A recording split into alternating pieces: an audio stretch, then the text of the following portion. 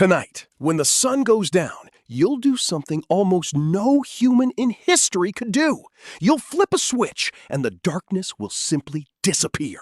The night becomes optional. You scroll, you watch, you stay up as long as you like, perfectly safe inside a little box of light. Now take all of that away. No bulb, no screen, no walls. Just you, a small fire, and a darkness so total and so alive that it shaped the human mind itself. Because for your ancestors, night was not the end of the day. It was a different world, with its own rules. Now take all of that away. No bulb, no screen, no walls. Just you, a small fire, and a darkness so total and so alive that it shaped the human mind itself. Because for your ancestors, night was not the end of the day. It was a different world with its own rules. And what they did in that world might explain why you still wake at 3 in the morning, why you're afraid of the dark, and why we tell stories at all. The truth about the ancient night is stranger than you'd think. Start with the thing we've almost forgotten. Real darkness. Not the dim orange glow of a city, but true black, where you cannot see your own hand in front of your face. For your ancestors, that darkness fell every single evening.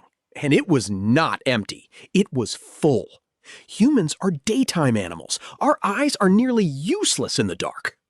But the eyes of the things that hunted us were not. Lions, hyenas, leopards. Many of the great predators do their killing at night, precisely when we are blind. So as the sun went down, our ancestors faced a simple, terrifying piece of math. The world they ruled by day belonged to something else by night. And then came the one thing that changed everything: fire. We don't know the exact moment a human first kept a flame alive on purpose, but fire did something no animal had ever done. It pushed back the dark. A fire is warmth, and it is protection, because most predators will not cross a ring of flame. But it was also something stranger. For the first time, a creature could decide when the night ended. And around that fire, the day was stretched into hours that had never existed before. Hours with nothing to do but sit together in a small circle of light. And in those hours, something was born that may have made us who we are. An anthropologist named Polly Wiesner spent years living with the Jew-Hoansi, hunter-gatherers of the Kalahari. And she did something simple. She listened to what they talked about by day and what they talked about by night. By day, in the harsh light, the talk was practical and often sharp. Who did what? Arguments, plans, the hard economics of survival. But at night, around the fire, the conversation transformed. People told stories. They spoke of people far away and people long dead. They sang, they joked, they described the spirit world. The night, it seems, is where we stopped negotiating survival and started to imagine. Where we built myth and memory and the invisible worlds that hold a culture together.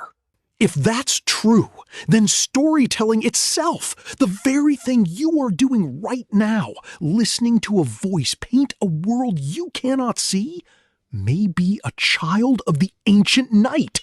But our ancestors couldn't sit by the fire forever. Eventually, they slept. And here is where the night hides one of its strangest secrets, one that might be buried inside your own body. A historian named Roger Eckerich spent years reading old diaries, letters, and court records, and he noticed something that had been quietly forgotten. For much of history, people did not sleep in one long, unbroken block. They slept in two. There was a first sleep, beginning a few hours after dark. Then, around midnight, people woke. Not in panic, it was expected. For an hour or more, they would lie in the dark and pray or talk softly, tend the fire, even slip out to visit a neighbor.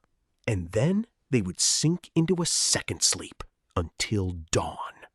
Now, be honest here, because this is debated. Some studies of modern hunter-gatherers don't find this exact two-part pattern, but Eckrich's mountain of historical evidence is hard to wave away. And it raises an unsettling possibility.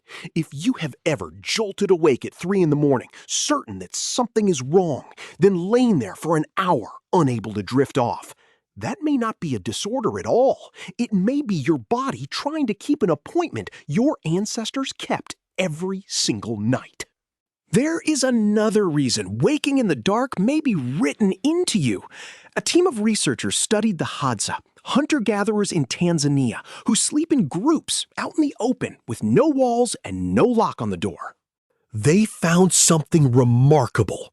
In a group of around 30 people, there was almost never a single moment when every person was asleep at once. At any given time, somebody was awake. Not on guard duty, no one assigned it. It happened on its own.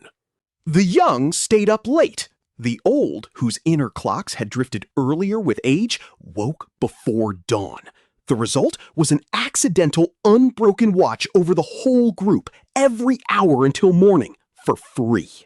Scientists call it the Sentinel hypothesis, and it suggests something almost tender about why your grandparents wake so early.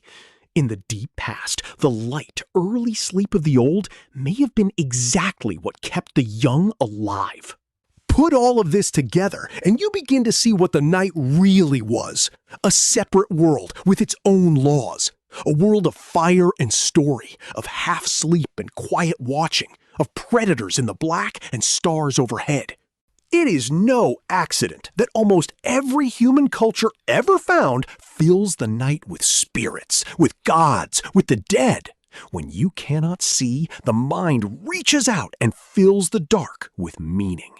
The night is where we learn to fear and to imagine and to believe. And those may turn out to be the same skill. So what did ancient humans do at night? They did the things that made us human. They gathered around the first light we ever made and told the first stories. They slept in pieces, waking to tend the fire and each other. They kept a watch that no one ever planned. And you carry all of it, still. The jolt awake at 3 a.m., the flicker of unease when the lights go out, the pull of a story told in the dark. None of it is random. It is the ancient night still living inside you every time the sun goes down. So tonight, when you flip that switch and the darkness vanishes, remember what you are erasing. For 100,000 years, that darkness was the most important room your ancestors ever lived in. And some part of you has never quite left it.